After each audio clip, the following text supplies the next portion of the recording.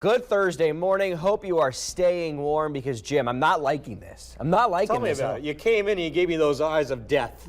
Jim. It's accurate. Like it's true. fault. Yeah. Like I'm doing this. A sad update to a story you saw Monday about the Craven County Sheriff's Office search for the owner of a dog hit by a car. Amanda hopes to be out of the hospital in time for Thanksgiving. A GoFundMe page has been set up to help with hospital expenses. You can search the name Amanda Hall. Eastern Carolina is losing another Sears department store as the troubled retailer closes more locations. You might be familiar with hearing about an uptick in car break-ins this time of year, and police in one city here in the east already have their hands full. A healthcare watchdog group has released grades for 2 hospitals in our state, and now hospital leaders are voicing their opinions about those grades. Well, if you're driving to your Thanksgiving Day destination, you are not alone. According to AAA, nearly 50 million people will be hitting the roadways.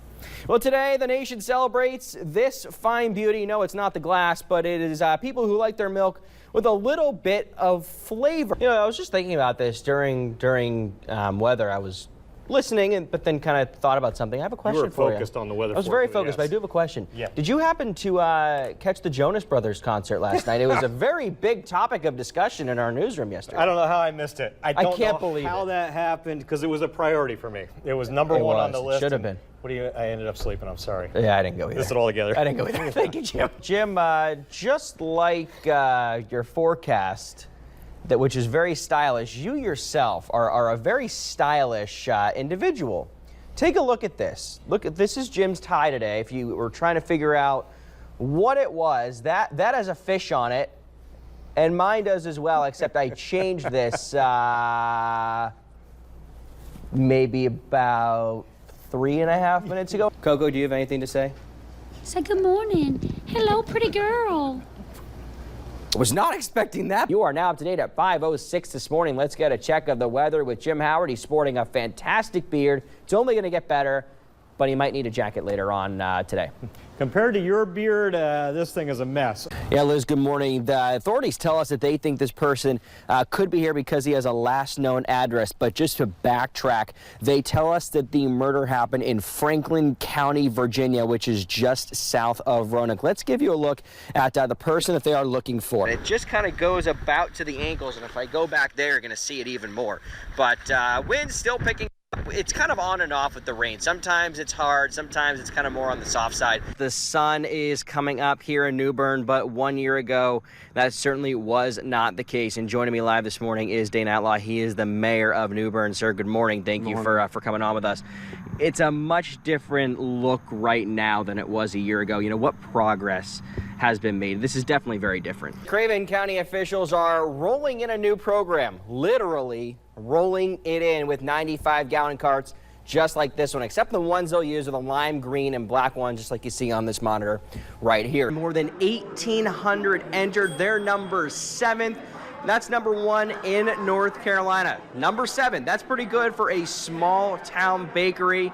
And as you can probably see behind me, if you saw an hour ago, the crowd here doubled, maybe even tripled. Never actually tried this hatchet axe throwing type of thing, but I know that it's becoming a very trendy thing. And you might be wondering why I have pens in my hand, because I'm going to give 3 shots at this right now to see if I can get the motion right, because I've seen it. I don't know if that was right. Let's try this again. I don't think that's right either. And that one almost hit the camera. Jim, once again, I feel like whenever there is a cooking segment, Jim likes to just hide in the doorway, so I see him out of the corner of my eye. All right, here's the final product of our buffalo chicken dip. Took it out of the pan, put it in a little bowl. He's 9 years old, and he's also a chick magnet. You get it? This is cool. What made you come up with this idea? I saw it on Pinterest, and then I was like, I'm gonna be this. Darkness. Sometimes feeling like there's a pit in your stomach, like something bad is about to happen.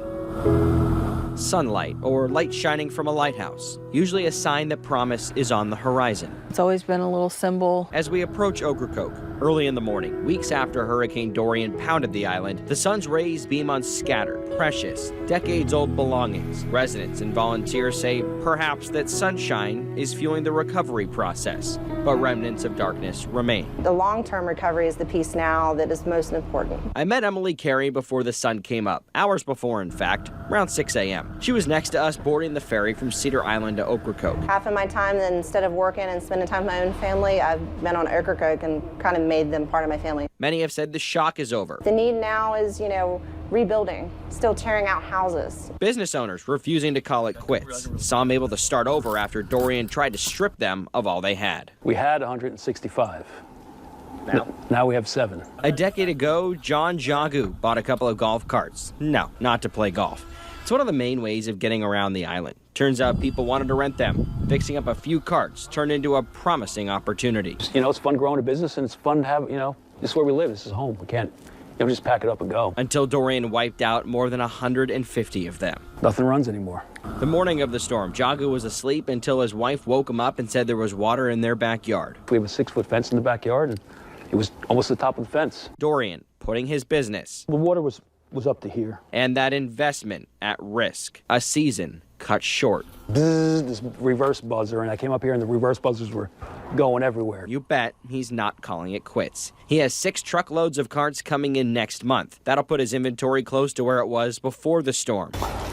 Some, though, still trying to pick up the pieces one by one on their own. It can be fixed eventually. Sandy Morris grew up right here. This used to be my room. Her early memories still stitched in her mind. It's very emotional to come into a place where you grew up, play with your toys, had your friends over. Her family. Do you think it was about up to here in this part? My mom is one of the most positive, bubbly people. With all of this devastation, you can see that that's just kind of gone in them a little bit. Morris's mother is living with her because, as you can see, the home isn't livable. She was able to salvage some of the most precious things. My mom loves to read. The books, though, now have a story of their own, separate from the words on the page. She lost a lot of books. And a lighthouse, typically leaving a mark, not offering the brightness the family needed. It's always there and it's always working. Stay steady. And it was a very odd feeling not to have that light on for a while. The light has since come back. The sun's still coming back up, but there's more light missing. In fact, it's hiding. A daughter wondering if it can be restored. They feel lost. They don't have their regular life. They don't know if they can even put that life back together. Reporting in Ocracoke, Austin Pollock, WITN News. Austin Pollock has a closer look at the raid. The early morning hours started with red and blue lights blaring through windows of what police call an illegal operation in New Bern. An open sign out front that lawmen say should have never been there in the first place.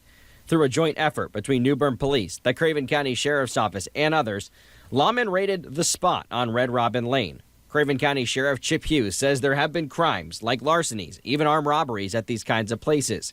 In fact, he says citizens have complained. Police raided the operation at around 6:30 Thursday morning. 2 people were taken into custody about 2 hours later, and they are expected to face multiple charges, including felonies. This is something that Sheriff Hughes and Chief Summers say is becoming a problem in New Bern and other parts of Craven County.